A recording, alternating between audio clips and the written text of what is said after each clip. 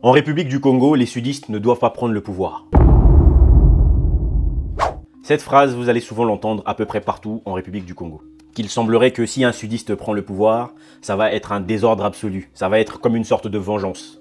Je tiens à vous rappeler que tous ces propos sont une somme d'imbécilité qui détruit justement fondamentalement aujourd'hui ce qu'est notre nation, le Congo. Et bien entendu, nous allons en parler dans cette vidéo. Mais avant de rentrer dans le vif du sujet comme d'habitude, si vous venez de découvrir Terre Noire, sachez qu'ici on parle d'Afrique, de noir, de tous les sujets qui tournent autour de l'africanité. Si ce genre de sujet vous intéresse, n'hésitez pas à vous abonner, c'est gratuit. Il suffit de cliquer sur abonner, on clique sur la cloche, on like la vidéo, jingle.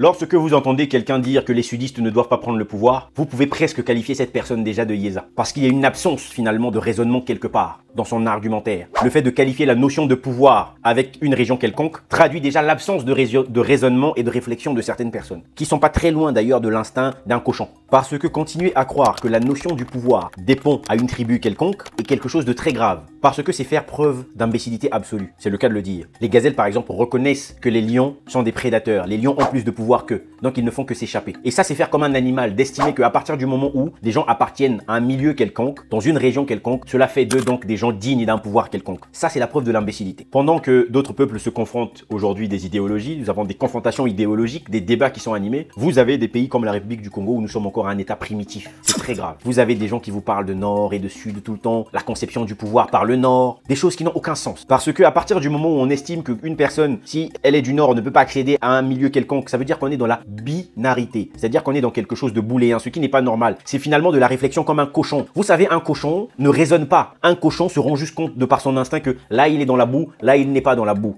Et c'est pareil avec ces personnes qui réfléchissent de la sorte. Il n'y a pas de différence en réalité. Donc toutes les personnes qui sont là à réfléchir comme des animaux, qui ne comprennent pas que d'abord il existe plusieurs formes de pouvoir, des gens qui vont venir dire que telle personne fait partie de telle tribu donc ne peut pas accéder au pouvoir, des arguments qui n'ont aucun sens. Alors qu'aujourd'hui justement, on doit pouvoir poser l'argumentation sur un programme que quelqu'un va pouvoir mener, sur le parcours de vie d'une personne pour qu'on puisse voir si la personne est de bonne moralité et que son programme soit un programme qui est convaincant et non de savoir si son village est un village proche de tel autre. Il n'y a que des animaux qui font des choses de ce genre. Croire que gouverner est une question ethnique, c'est un non-sens. C'est comme de croire, comme les gens vous disent, qu'il y aurait certainement des tribus, des élus, des tribus qui iront déjà au ciel. Nous ne sommes pas ici dans de la religion. Nous sommes ici dans quelque chose qui concerne tous les Congolais. Il n'y a pas de Congolais plus important qu'un autre. La vie de chaque Congolais compte. Et l'importance qu'on doit donner au premier Congolais, c'est celui qu'on doit donner au dernier Congolais. Donc dès lors où une personne est capable de montrer de par quoi il a été bon dans sa vie, de par quoi il a pu construire son programme, si son programme est convaincant, si ses idéologies en tout cas sont convaincantes, nous n'avons pas besoin de nous poser la question de savoir si cette personne est Vili, Teke, Mboshi, Kouyou, Lari. Ces questions-là n'ont aucun sens. Nous n'avons pas besoin de ce genre de réflexion. Parce que ça, ce sont des animaux qui doivent identifier qui sont les carnivores et qui sont les herbivores. Vous voyez, les animaux par exemple, ils savent, ils ne s'entretuent pas entre eux. Les tigres savent qu'ils ne vont pas attaquer des lions, ils sont de la classe des carnivores. Ils vont plutôt aller attaquer des herbivores. Mais ça, ce sont les animaux qui prennent les choses par rapport aux classes. Un homme va voir en fonction de l'idéologie, en fonction des positionnements d'un autre. Aujourd'hui, vous avez au Congo des gens qui construisent même des partis politiques où en fait finalement c'est devenu des regroupements de personnes simplement parce qu'ils sont proches en fonction de leur réalité ethnique. Mais c'est de la bêtise parce que vous devez savoir une chose. Peu importe la région dans laquelle vous êtes au Congo. Je le répète, peu importe la région dans laquelle vous êtes au Congo. Lorsque votre mère tombe malade, lorsque votre mère est à l'agonie et que vous la ramenez au CHU, croyez-moi, la mort ne choisit pas si vous êtes de telle ou telle ethnie. La mort prend tout le monde. Les catastrophes que les gens vivent au Congo concernent tout le monde. Donc,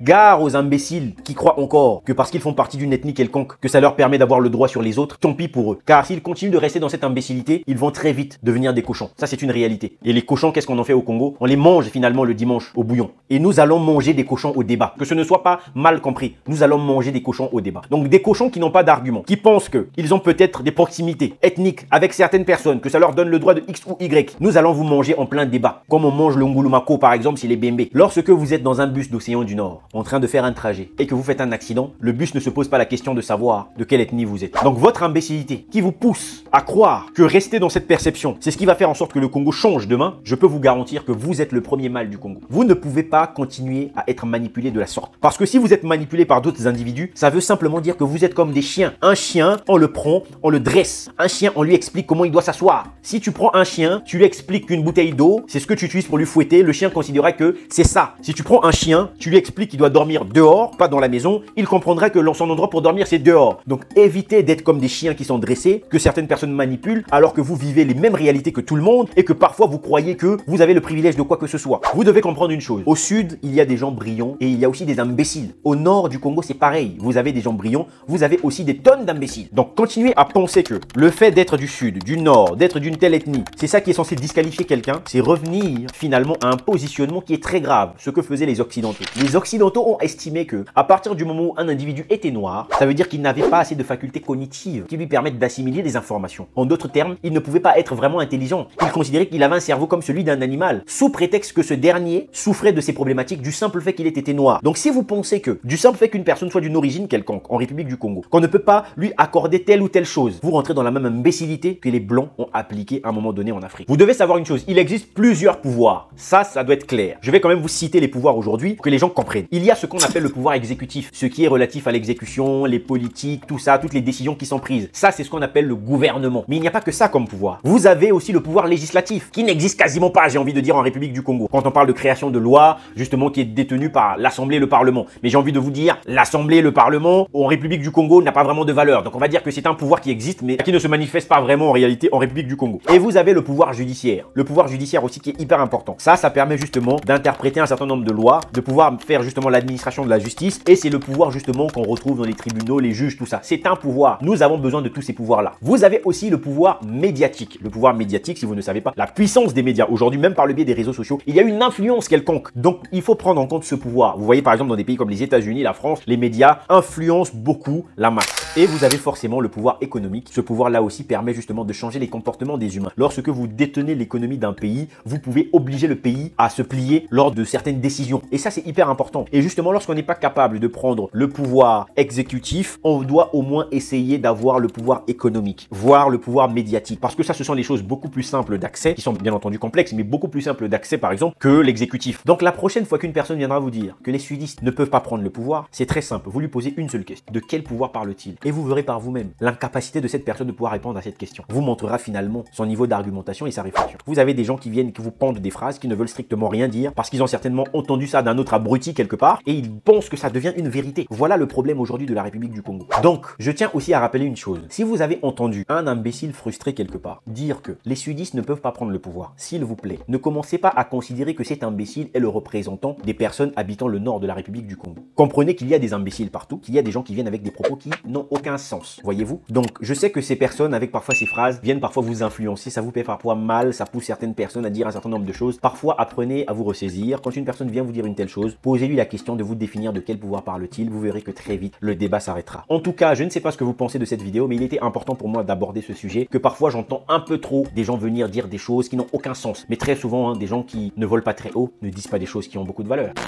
En tout cas, on se dit à très bientôt dans une prochaine vidéo. N'oubliez pas de liker celle-ci et de la partager. Imen.